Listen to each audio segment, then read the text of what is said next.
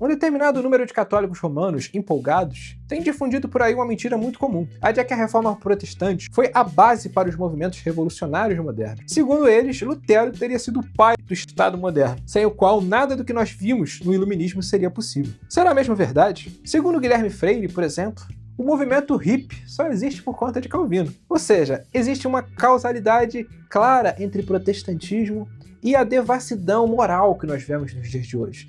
Isso teria sido produto do Sola Escritura, que geraria pessoas com autonomia para fazer o que quiserem. Isso e outras balelas nós vamos responder nesse vídeo. E nós vamos utilizar fontes bibliográficas, como nós sempre utilizamos. Você pode conferir cada uma delas na descrição desse vídeo. Está aqui também o link para que você possa adquirir essas obras. Se você tem problema com o que eu trago aqui, vá até elas, leia, entenda o contexto, com base em que eu sustento essas perspectivas.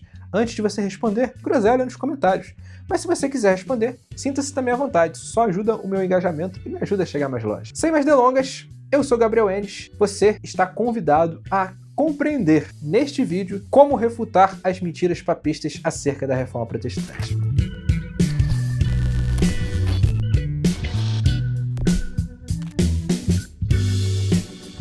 Autores católicos romanos, como o padre jesuíta Leonardo Castellani, sustentam a tese de que a Reforma Protestante é a base para a modernidade. Leonardo Castellani é um que faz uma crítica muito profunda ao mundo moderno. Ele vai dizer que a causa disso é a Reforma Protestante. Ele não dá evidências muito claras de como essa relação se dá, então aqui nós vamos responder por que essa é uma perspectiva equivocada. De acordo com o historiador Groen van Prinster, abre aspas, a Reforma não poderia ter sido a causa da Revolução, já que procedia de um princípio antitético a esta última, isto é, procedia da unidade objetiva da fé, em vez da diversidade de opiniões subjetivas, da infalibilidade da revelação em vez da supremacia da razão, da soberania de Deus em vez da soberania do homem. A reforma pôs um fim à anarquia de fins da Idade Média e preservou a Europa em relação ao domínio da incredulidade. A quase extinção da sua influência foi o que tornou a Europa fértil para a Revolução. Fecha aspas. Isto está na obra Unbelief and Revolution, Incredulidade e Revolução. Nós não temos tradução dessa obra monumental para português, mas é essencial para você compreender como que a Reforma é totalmente oposta à modernidade e à revolução como um todo. Segundo Van Prinster, a base para o pensamento revolucionário é a incredulidade, é você não crer em Deus. A Reforma Protestante, em contrapartida, afirmou a justificação pela fé e colocou uma grande ênfase na necessidade da conversão real de cada cristão. Isso prova que a Reforma Protestante e a modernidade são conflitantes entre si. Enquanto a modernidade crê na autonomia da razão, ou seja, a minha razão é autônoma, a Reforma Protestante entende que a razão é cativa ao pecado e precisa de Cristo, precisa da graça para ser livre desse estado de escravidão. Para Groen van Prinster, a grande doença do século XIX é a indiferença quanto a tudo o que é religioso. Hoje nós olhamos para as pessoas, elas não querem mais saber de Deus, não dão a mesma importância para a fé. Isso é um resquício de revoluções que estabeleceram a incredulidade como norma. No mundo protestante, você não tinha a incredulidade estabelecida como norma. Muito pelo contrário, você tinha a obediência a Deus estabelecida como padrão social. E eu falo isso especialmente dos países calvinistas, em que você teve um estabelecimento muito consistente da lei de Deus. Segundo Van Prinster, na obra já citada, abre aspas, com efeito, o traço determinante da revolução é seu ódio pelo evangelho, sua natureza anticristã. Esse traço caracteriza a revolução, não quando esta se desvia do seu curso ou cai em excessos, mas precisamente quando mantém seu curso e chega à conclusão de seu sistema, o fim verdadeiro de seu desenvolvimento lógico. Essa marca é a própria revolução. Fecha aspas. A revolução estabelece a razão como fundamento de todas as coisas. Ela entende que, a partir da razão humana, nós podemos criar sociedades justas, sociedades plenas, sociedades prósperas, sem a ajuda de Deus. É possível que um revolucionário até dê um lugar para a divindade, mas esse não é um lugar necessário. Você pode perfeitamente ser um agnóstico, ser uma pessoa que não crê em Deus, para que a sociedade subsista, baseado na razão, baseado na própria capacidade do homem em criar civilizações. Uma das bases do iluminismo foi o racionalismo, a ideia de que a partir da razão eu consigo compreender a realidade de maneira exaustiva. Por isso, iluministas, e até hoje pessoas que beberam do iluminismo, creem no potencial da ciência de desvendar todos os mistérios, de responder todas as grandes questões, de tal maneira que a religião já não seja mais necessária. Para que o racionalismo iluminista seja possível, é necessário uma base antropológica, a negação do pecado original. Todos os revolucionários negam a ideia de pecado original. Há, portanto, dois elementos no pensamento revolucionário e humanista que nós destacamos. O primeiro é a autonomia da razão. Minha razão é autônoma. Eu não preciso submeter minha razão a ninguém para pensar, para chegar a uma conclusão inequívoca. Segundo, a negação do pecado original. Eu não sou afetado pelo pecado. Quais são as consequências dessas premissas? A ideia de que o homem por si só é capaz de criar um mundo perfeito, um mundo adequado. Eu não preciso da divindade, eu não preciso de Deus, eu não preciso das escrituras. O protestantismo foi a antítese disso tudo. A reforma protestante, de maneira muito consistente, afirmou a depravação total. O homem é completamente depravado em todas as suas faculdades. Isso exige que ele se submeta a Deus, que ele seja humilde. E ele só pode ser livre desse estado mediante a graça divina. Não fosse a graça divina, nós estaríamos perdidos. Nós estaríamos num lamaçal de pecado, em perpétua escravidão. Enquanto o mundo iluminista e pós-iluminista nega o pecado, o pensamento reformado o afirma como uma realidade, a ser combatida até mesmo por cristãos regenerados no processo de santificação. A vida cristã é uma luta contra o pecado, e o pecado é a causa raiz de todos os males. Todos os males que nós vemos, a opressão dos ricos sobre os pobres, as doenças, a criminalidade, dentre tantos outros, são produto do quê? Não é de uma disfunção social, não é da sociedade que corrompe o ser humano, mas é do pecado que está no coração do homem. E contra o pecado, nós temos a palavra de Deus, que nos aponta a salvação, que nos aponta para Cristo, que nos indica como buscarmos a santificação, como agradarmos ao nosso Deus. Lutero foi um homem que se opôs bravamente à autonomia da razão humana. E por isso ele escreveu a obra Da Vontade Cativa, onde ele mostra que o arbítrio do homem não é livre, como Erasmo de Roterdã sustentou. Erasmo escreveu uma obra chamada O Livre-Arbítrio, traduzida para português. Em resposta a essa obra, Lutero escreve Da Vontade Cativa, ou sobre a vontade cativa. A vontade humana não é livre, ela é cativa a algo. Ela é cativa ao pecado, ou ela é cativa a Deus. O combate central da reforma se deu entre as visões de Erasmo de Roterdã e a visão de Lutero, como Jean-Marc Berthaud mostra em sua obra O Combate Central da Reforma, que nós leremos uma citação agora. Abre aspas. De servo-arbítrio de Martim Lutero exerceu um papel muito importante. Ele tocou com clareza exemplar a trombeta de Deus a favor de uma reforma ao mesmo tempo piedosa, moral e educativa, mas também doutrinariamente confessional. A reforma produziu confissões de fé, como nós vamos falar mais à frente.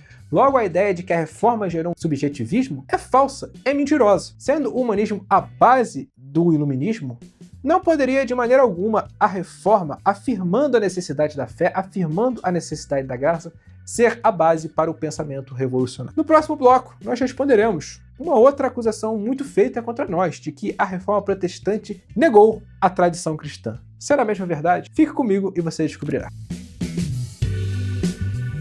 Papistas são muito superficiais ao olharem para o evangelicalismo moderno como parâmetro do que é o protestantismo. Eles olham para uma pluralidade de igrejas, para uma pluralidade de denominações e acreditam que isso é o que explica o fenômeno protestante. Isso é falso, isso é inapropriado e é fruto de uma análise preguiçosa, quando não desonesta. O protestantismo, longe de negar a tradição, ele a afirma. Os primeiros séculos protestantes, eles foram séculos em que as igrejas produziram grandes confissões de fé. Nós, presbiterianos, por exemplo, nos submetemos a uma confissão de fé. Há uma confissão de fé que qualifica a igreja presbiteriana e você pode entendê-la a partir da confissão de fé de Westminster. O que não é aplicável a determinadas igrejas modernas, que podem até ter uma confissão, mas não dão o devido valor a elas. Voltando para o mundo da reforma protestante, olhem o que Jean-Marc Berthaud diz. Abre aspas. As confissões de fé, oriundas tão espontaneamente e em tão grande número como fruto desse imenso avivamento, a reforma de Lutero, estavam todas fundadas na leitura realista escrupulosa do texto bíblico. Assistimos aqui, no campo do pensamento cristão,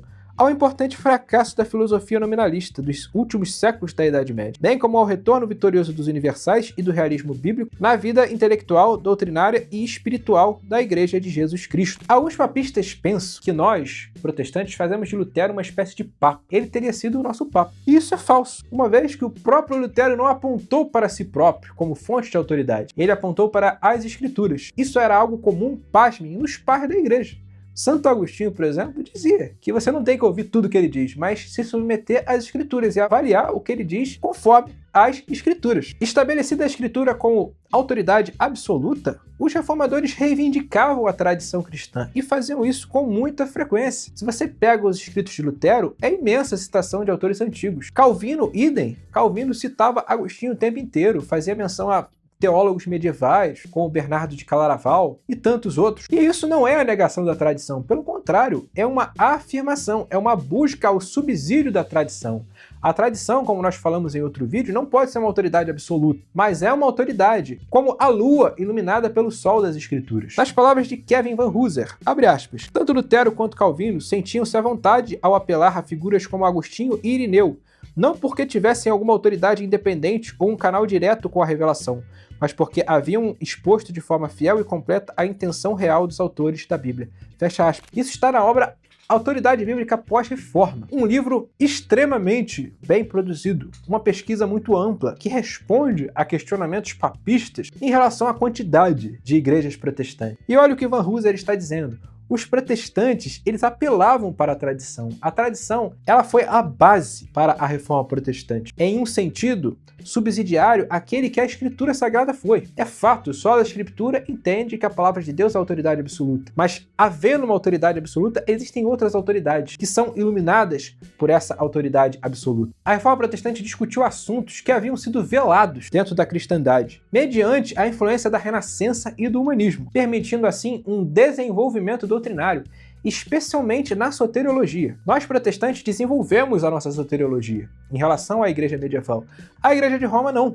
A Igreja de Roma permanece com a confusão entre justificação e santificação, porque não teve oportunidade de se desenvolver e se colocou em contraposição àquilo defendido pela Reforma. Enquanto nos primeiros séculos os pais apostólicos desenvolveram doutrinas muito consistentes sobre o ser de Deus e sobre a pessoa de Cristo, nos dias da Reforma foi desenvolvida a soteriologia, o entendimento do como nós somos salvos. E o que esteve por trás disso tudo foi Agostinho de Hipona, com a sua ideia de predestinação, com a sua ideia de depravação total, que ficou assim chamado mediante a concepção agostiniana de pecado original e a influência de tantos outros teólogos que foram utilizados pelos reformadores contra os seus críticos. Pega uma obra de Peter Vermigel, de Calvino, de John Owen, você vai ver muitas citações, você vai ver muitos apelos à Igreja Antiga. E isso só foi possível por quê? Porque os reformadores, no seu tempo, reivindicaram uma tradição esquecida. No terceiro bloco, nós falaremos sobre uma outra falácia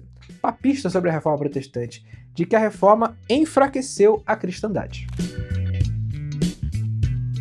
O mundo que a Reforma Protestante criou não foi um mundo que negou a cristandade. Muito pelo contrário, permitiu a sua continuidade. Então, a Reforma é o oposto do que dizem. Ela não só não destruiu e não enfraqueceu a cristandade, como ela permitiu que a cristandade continuasse. Diga-se de passagem, o próprio Olavo de Carvalho, um grande crítico do protestantismo, admite isso em um artigo antigo que escreveu, que é chamado A Autoridade Religiosa do Mal. Também está aqui na descrição desse vídeo. E eu vou ler uma citação do Olavo, só para vocês terem ideia. Abre aspas. A reforma luterana, sobrevindo no rastro dessa avalanche, foi no fim das contas o contramovimento que deteve a revolução e permitiu que o cristianismo sobrevivesse em algumas das áreas onde ele ameaçava reduzir-se, com 4 séculos de antecedência, a uma espécie de teologia da libertação, com padres enfurecidos pregando a revolução permanente e a matança geral dos ricos. Mas por toda parte, em torno, as sementes da revolta continuaram germinando, condensando-se em novas formulações ideológicas, espocando aqui e ali em morticínios ocasionais, até que viesse a explosão maior de 1789 na França. Fecha aspas. Olavo aqui reconhece que existia uma revolução em andamento nos dias dos reformadores. Isso é correto. Essa perspectiva revolucionária era comum em meio a franciscanos, em meio a russitas radicais e em meio a anabatistas, que Lutero e os demais reformadores combateram. Nós não podemos ter os anabatistas como protestantes, no mesmo sentido em que nós somos, porque eles foram combatidos pelos reformadores, assim como o foram pela Igreja Católica Romana. Além disso, Olavo é coerente quando afirma que a maior explosão do pensamento revolucionário ocorreu na Revolução Francesa, em 1789, na França, um país católico romano. Isso é muito curioso, não é mesmo? A reforma trouxe uma imensa preocupação com o cristianismo bíblico, com as escrituras sagradas, sendo assim imune, em grande medida, à influência da Renascença e do humanismo, enquanto estabelecia a palavra de Deus como parâmetro absoluto no sola escritura. Isso representou um avivamento do cristianismo, que estagnou os avanços da Renascença. A Renascença foi retardada graças à Reforma Protestante. E quem corrobora com isso é o historiador católico romano Eric von Ledan, que diz o seguinte em sua obra Liberdade ou Igualdade? O dilema da era moderna. Abre aspas. Portanto, é evidente que a reforma começou com uma reação contra o humanismo e a mentalidade da Renascença. Na Alemanha, o movimento era distintamente iliberal e anti-intelectual. Era apoiado por realezas absolutistas, ao contrário da concepção no final da Idade Média, do monarca restrito pela lei. O princípio Rex sub lege, mas ao mesmo tempo o luteranismo era uma consequência orgânica da mentalidade medieval. Enquanto o catolicismo foi da Renascença para o Barroco e do Barroco para o Rococó, o mundo da Reforma continuou a aderir ao estilo gótico, da ordem antiga e da lei comum, common law.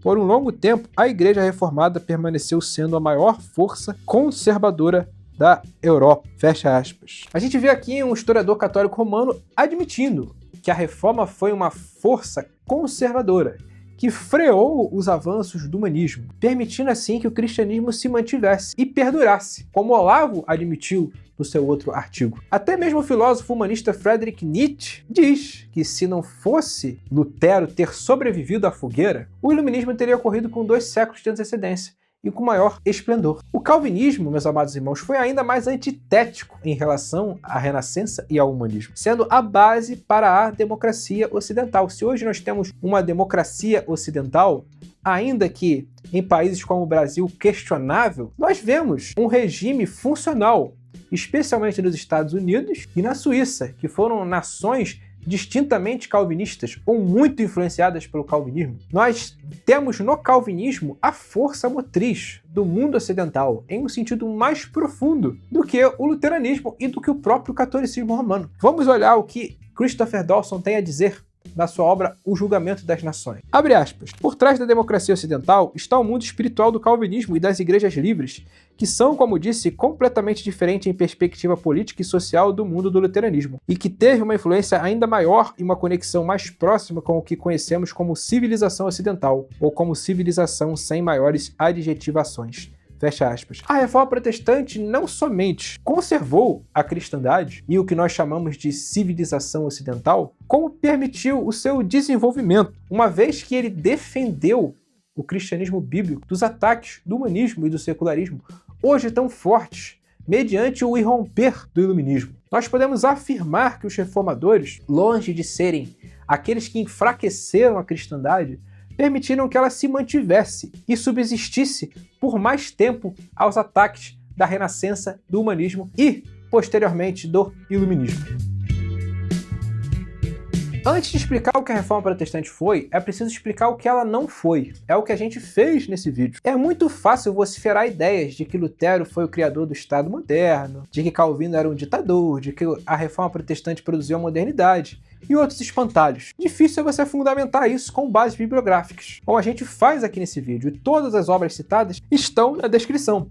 Você pode não somente pegar essas citações, mas adquirir essas obras, o que é recomendável para você entender o contexto disso tudo que estou trazendo. A grande questão é, aqui a gente falou o que a reforma não é. É claro que, em alguma medida, nós respondemos o que a reforma de fato defendeu, o que ela trouxe. Mas no próximo vídeo nós iremos além. Nós mostraremos qual foi o verdadeiro inimigo da reforma. Espero você no próximo vídeo. Você que ainda não é inscrito, inscreva-se no canal, deixe seu like e que você deixe também um comentário colocando a sua posição sobre aquilo que foi aqui exposto. Lembre-se, tudo que eu trouxe bases bibliográficas. Então, se você for fazer um comentário crítico, lembre-se de trazer citações, lembre-se de trazer autoridades. Eu tenho certeza que assim nossa discussão vai ser muito mais produtiva. É isso, meus amados irmãos. Um forte abraço e até a próxima.